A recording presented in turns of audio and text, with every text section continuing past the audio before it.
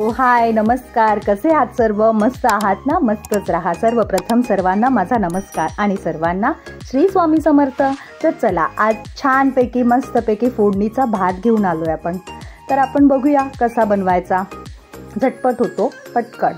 एका पॅनमध्ये मी तेल टाकलं, राई टाकलं, जिरं टाकलं, थोडंसं हिंग घेतलंय. हिंग टाकूया आपण फोडणीला. आणि ही फोडणी मस्त खरपूस अशी भाजून घ्यायची. कढीपत्ता भरपूर टाकायचा, तो पण असा कुरकुरीत भाजून घ्यायचा. आणि मग त्याच्यानंतर टमॅटो, कांदा आणि मिरची आवडीप्रमाणे, तिखट कसं कमी जास्त तुम्हाला पाहिजे तसं टाका. हे छान मस्त एकजीव करून घ्यायचं, छान परतवून घ्यायचं, मिक्स करून घ्यायचं छानपैकी. आणि हे बघा, ह्या पद्धतीने मस्तपैकी टोमॅटो आपला थोडासा मऊ होईपर्यंत ह्याच्यामध्ये सगळे मसाले टाकूया. धना जिरा पावडर, हळद, थोडासा गरम मसाला टाकला आहे मी. आणि ह्याला मस्तपैकी आपण असं परतवून कमी गॅस करून एक वाफ काढून घेऊ. मग त्याच्यानंतर झाकण घोलल्यानंतर परत आपण थोडंसं हलवूया त्याला.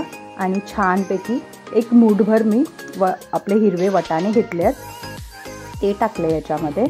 ते छान मस्त परतून घ्यायचे, थोडेसे शिजवून घ्यायचे. आणि ते झाकण खोलून आपण त्याच्यामध्ये मीठ टाकायचं. थोडंसंच मीठ टाका, कारण भात आहे ना, भातामध्ये मीठ असतं, त्याच्यामुळे मग ते खार होणार. त्याच्यासाठी आपल्याला थोडंसंच मीठ टाकायचं आहे. आणि हा जो आपल्याकडे भात आहे तो ह्याच्यामध्ये टाकून छान मस्तपैकी परतवून घ्यायचा आहे. हे बघा, हे अशा पद्धतीने छान परतवून घ्यायचा. अगदी झटपट होतो. मुलांना कधी भूक लागली की फटाफट हा बनवून द्यायचा. वाटाणे टाकल्यामुळे त्याचा स्वाद पण छान येतो. आणि इकडे कलर नव्हता म्हणून मी थोडीशी लाल मिरची पावडर टाकली आहे, काश्मीरी लाल मिरची पावडर आहे, ती टाकली आहे रंगासाठी. छान येतो, तिखटपणा नसतो त्याच्यामध्ये. आणि इकडे हे मी मॅगी क्यूब मिळतं, ते मी एक असं छोटं पाऊच मिळतं, ते एक पाऊच मी छोटंसं त्याच्यामध्ये टाकलं आहे. थोडासा एक वाफ येईपर्यंत आपण त्याला झाकून ठेवायचं. हा बघा, हा आपला फोडणीचा भात तयार आहे.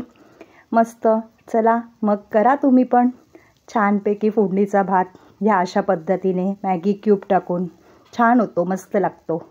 तर हा व्हिडिओ तुम्हाला आवडला असेल तर नेहमीप्रमाणे लाईक करा, शेअर करा, सबस्क्राईब करा, कमेंट करा.